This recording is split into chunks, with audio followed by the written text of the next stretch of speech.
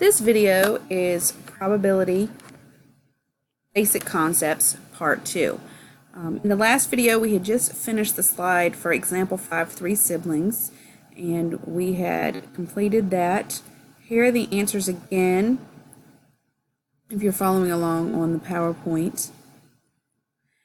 Next, we're going to look at a slide that shows us a standard deck of cards, and it shows us each card.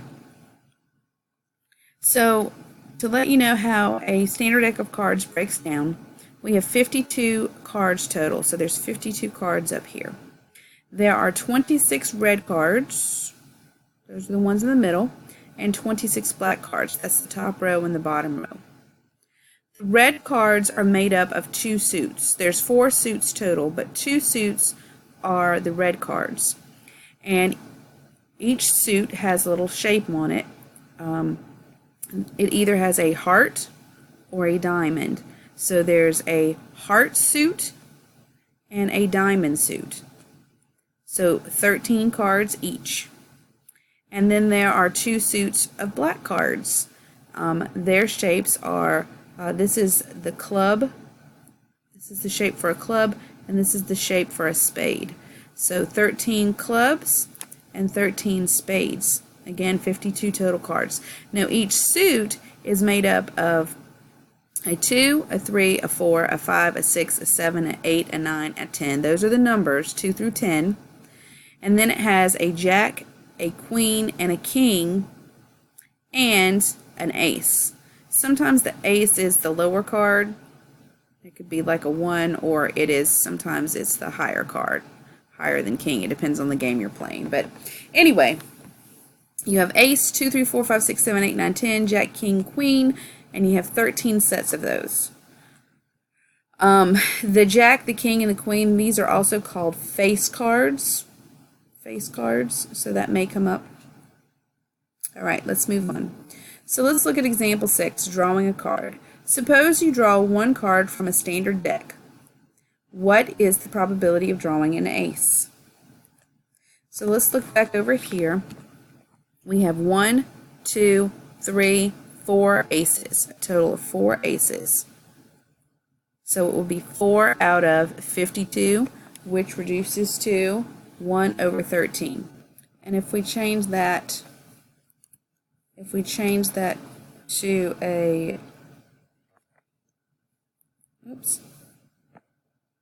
if we change that to a decimal, we get 0.0769.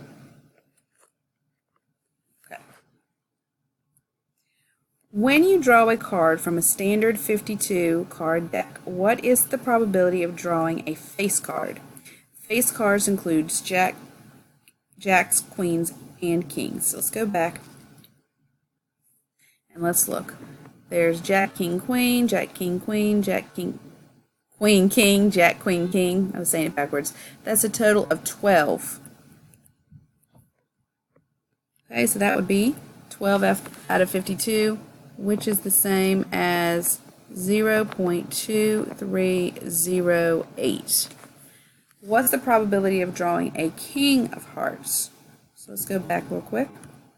There are 4 kings, but a king of hearts, this is the only king of hearts right here. So there's 1. So that would be 1 out of 52, and 1 out of 52 is 0.0192.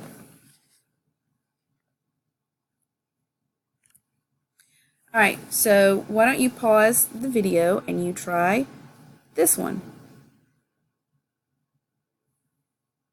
Okay, hopefully you paused the video and tried it, so let's go over it. Lisa's cookie jar contains the following: 5 peanut butter cookies, 10 oatmeal raisin, 12 chocolate chip, and 8 sugar cookies. So I believe that's a total of 35 cookies. If Lisa selects 1 cookie, what is the probability that she gets a peanut butter cookie? So what's the probability of a peanut butter? I'll write PB for peanut butter. So how many peanut butter cookies are there? There are 5 peanut butter cookies out of 35. So 5 out of 35 reduces to 1/7, but you can just go ahead and divide it out in the calculator and change it to a decimal. 0.1429. 0.1429. Okay, so let's talk about the law of large numbers. The law of large numbers says that as a probability experiment is repeated again and again, the proportion of times that a given event occurs will approach its probability.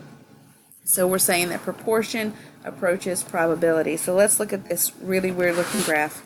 This represents the proportion of heads. That's what this left side represents. The bottom is the number of tosses. So after one toss, they tossed one head, so you got a proportion 1/1, which is 1. Now, a proportion cannot go over 1. The highest it can be is 1, the lowest it can be is 0, which is why we only go from 0 to 1. Now, they repeat this over and over again. After 5 tosses, the proportion of heads is 0.6. So that probably means that it was 3 out of 5. 3 out of 5 ends up being 0.6. Then they repeat it a little bit more, and it looks like after 100 tosses, it is 0.49. That means 49 out of 100 tosses was heads. And then we repeat it a lot more times. So after 10,000 times, the proportion of heads is 0.4994, which is the same as 4,994 heads out of 10,000. Oops. But what it wants you to see here is that it starts off at 1, then comes back down here, then goes up to 0.5. But the more and more that you do this, the closer and closer and closer. You see this little blue line here? It's super, super close to the red line. Now look where the red line is. The red line is at 0.5.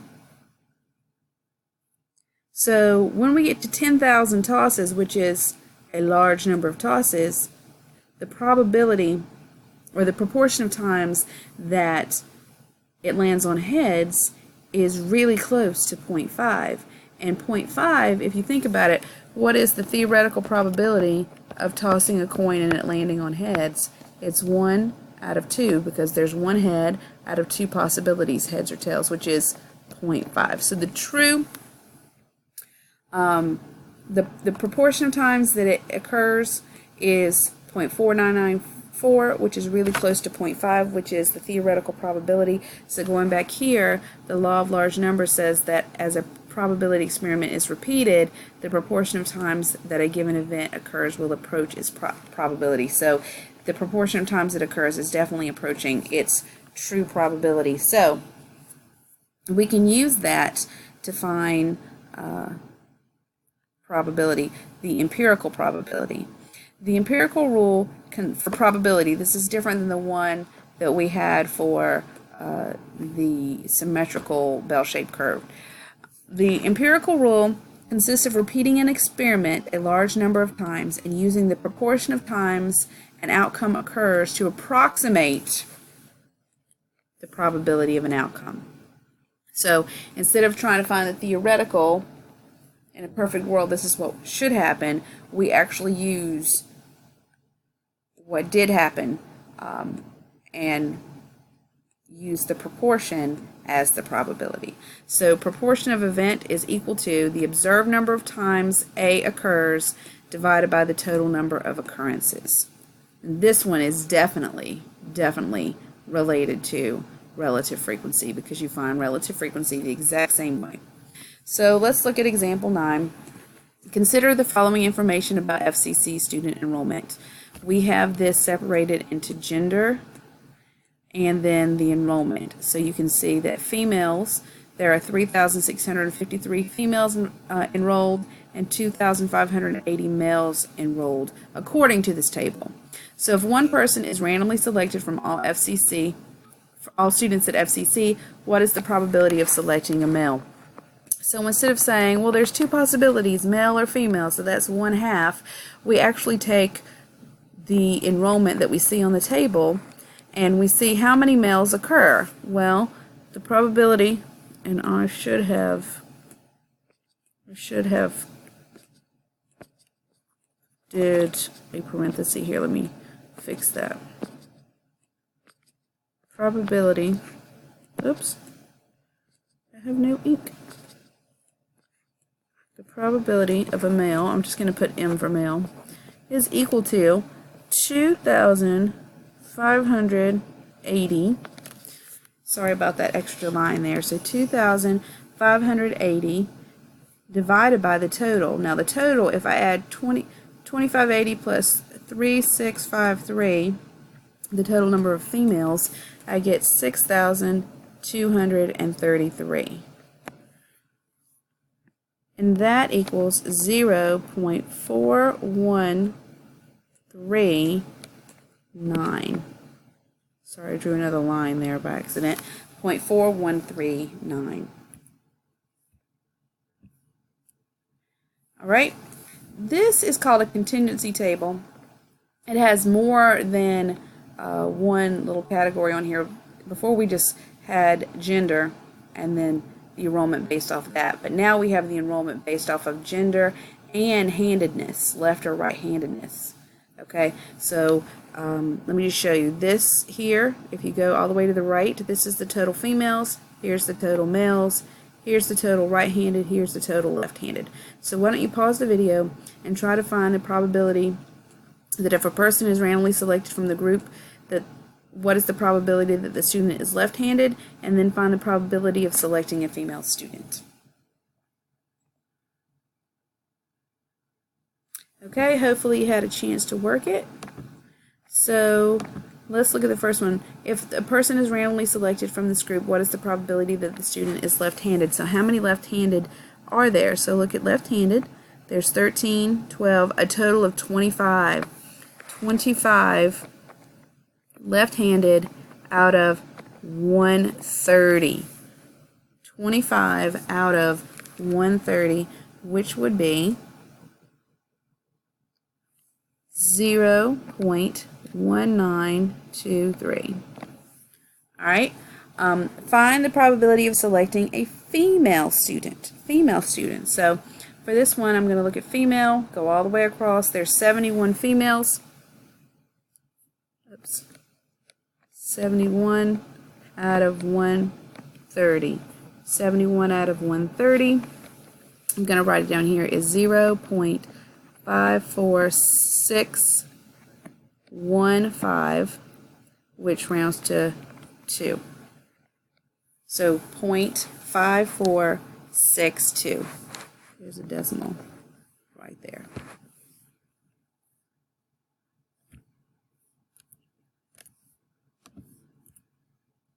All right, unusual events. An unusual event is one that is not likely to happen, so it means that the probability is small. So the rule of thumb that we're going to use for this class is that any event whose probability is less than 0.05 or 5% is considered to be unusual. So that will be our standard for what we consider to be unusual. If the probability is less than 0.05, it's unusual. So here's an example. In a college of 5,000 students, 150 are math majors. A student is randomly selected and turns out to be a math major. Is this unusual? Let's find the probability. So since there's 150 math majors out of total 5,000 students, I did 150 out of 5,000 and got 0.03. 0.03 is less. It is less than 0.05. So anything that is less, probability it's less than 0.05, is considered to be unusual.